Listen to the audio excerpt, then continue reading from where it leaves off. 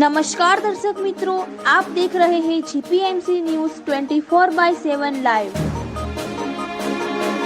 સાબરકાંઠા જિલ્લાના વિજયનગર તાલુકાના છેવાડાના પોળો વિસ્તારમાં પંચવટી કંપા ખાતે 77મા પ્રજાસત્તાક પર્વની શાનદાર ઉજવણી કરવામાં આવી હતી।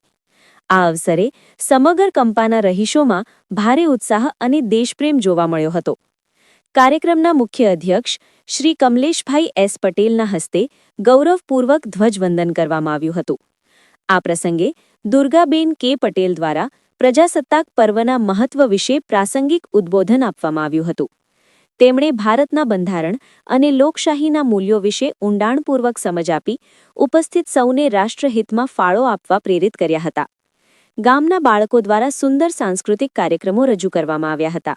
આ કાર્યક્રમમાં બાળકોના ઉત્સાહને વધારવા માટે પટેલ પ્રવીણભાઈ માવજીભાઈ તરફથી પ્રોત્સાહક ઇનામો આપવામાં આવ્યા હતા। ઇનામ વિતરણના આ કાર્યથી બાળકોમાં ખુશીની લહેર જોવા મળી હતી। પંચવટી કંપાના ભાઈઓ તથા બહેનોએ આયોજનમાં ખભે ખભો મિલાવીને કામ કર્યું હતું। તમામ પરિવારોના સાથ સહકાર અને હાજરીથી આ કાર્યક્રમ યાદગાર બની રહ્યો હતો।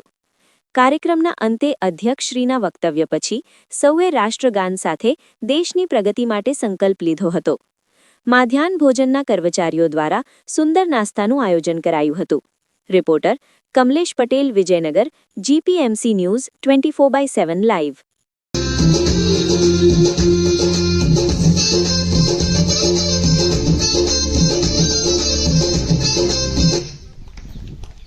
મહેમાન ગ્રામજનો અને અત્રે ઉપસ્થિત સૌથી પહેલા તમારે બધાને આજના ગણતંત્ર દિવસની શુભેચ્છા।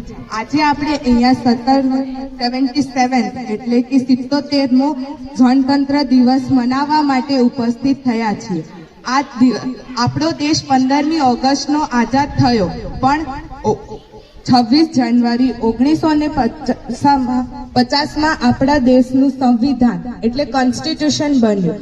એ કોન્સ્ટિટ્યુશન એ સંવિધાન આપને ન્યાય અને સમાનતા સમજાવે છે। એ કોન્સ્ટિટ્યુશનમાં આપણા ડોક્ટર બાબા સાહેબ આંબેડકરનો ખૂબ મોટો ફાળો હતો। એ કોન્સ્ટિટ્યુશન બનવામાં બે વર્ષ સુધી એમાં કામ કર્યું હતું। એ કોન્સ્ટિટ્યુશન આપને હંમેશા આગળ વધવા પ્રેરક કરે છે। આજે આપણા દેશ માટે ખૂબ ગૌરવનો દિવસ છે। રાષ્ટ્રધ્વજ ફરકાવવાનો હોય છે અને ભારતમાં મોટો ઉત્સવ મનાવવામાં આવે છે। અને છેલ્લે હું બે પંક્તિ કહેવા માંગીશ। જેનો મુગટ હિમાલયા હોય,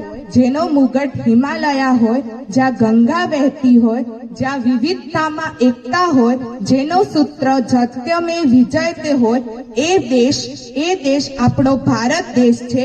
જય હિન્દ, જય ભારત।